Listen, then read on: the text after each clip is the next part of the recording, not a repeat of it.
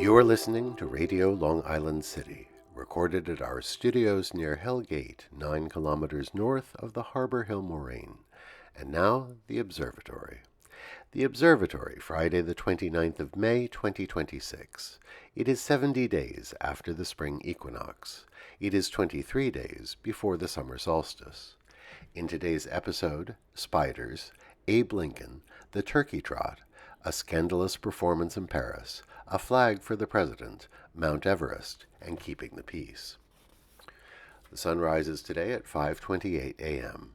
Solar noon takes place today at 12:53 p.m.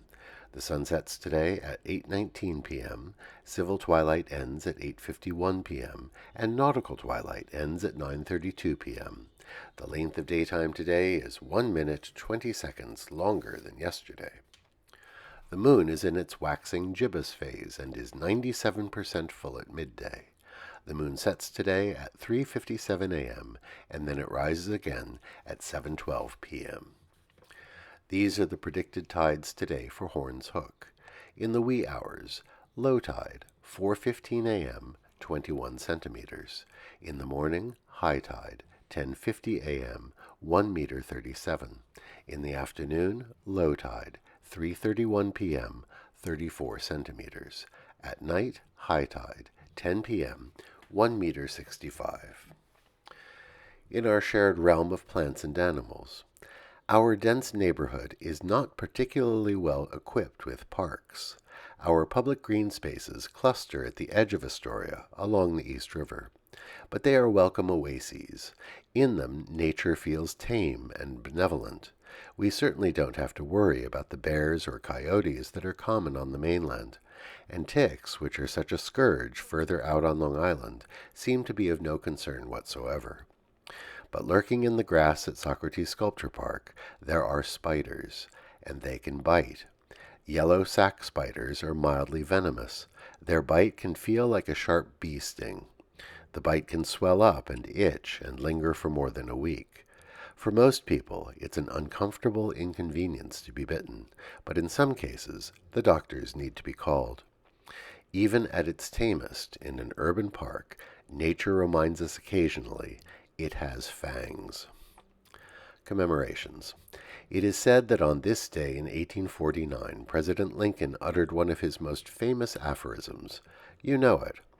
You can fool some of the people all of the time, and all of the people some of the time, but you cannot fool all the people all of the time. Accounts of him saying these words were written down decades after the event, and no one really sure they are his. But it's still a great quote, and in character for that most quotable of presidents.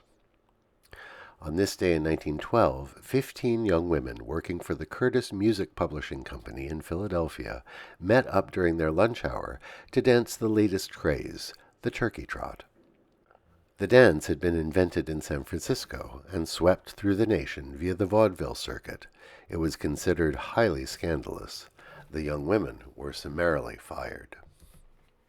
In other dance history, on this day in 1913, the premiere of The Rite of Spring took place at the Théâtre des Champs-Élysées in Paris.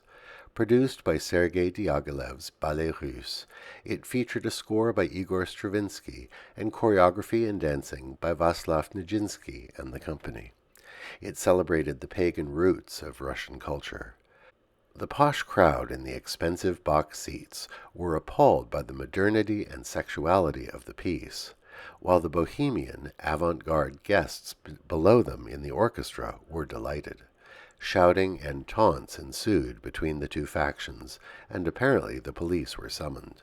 But the orchestra and dancers completed their performance over the ruckus. It's a key moment in modernist music and dance. On this day in 1916, Woodrow Wilson adopted a flag for the President of the United States. It was blue with the American eagle under a cloudburst above and a star in each corner of the flag. Before that, the Army and Navy had flags for the President as Commander-in-Chief. The current President's flag, with its circle of stars surrounding the eagle from the Great Seal, was adopted by President Truman. It had 48 stars. John F. Kennedy first used the 50-star version we use today. A bit of pomp to honor our chief executive. but maybe we've had a surfeit of pomp by now. Today is the anniversary of the first climb to the top of Mount Everest in 1953. Edmund Hillary from New Zealand and Tenzing Norgay from Nepal reached the summit at 11:30 a.m. local time. They took photos and buried sweets and a small cross in the snow before they descended. Well done, lads. Tonight is the second night of Manhattanhenge. The sun will again set in perfect alignment with Manhattan's street grid at 8:13 p.m. Eastern Time. Remember to choose one of Manhattan's large cross streets to get the best view. Finally, today is the International Day of United Nations Peacekeepers. The date honors the first UN peacekeeping mission established in 1948 to monitor the truce after the Arab-Israeli War of that year. Official ceremonies will take place on June 5th at UN headquarters here in New York. The Secretary General will award the Dag Hammarskjöld Medal posthumously to 68 peacekeepers, 55 of whom died in the last year in the line of duty. In this time of war, let us remember a better vision of the world, where we work internationally to preserve the peace. And that is the Observatory, Friday the 29th of May, 2026.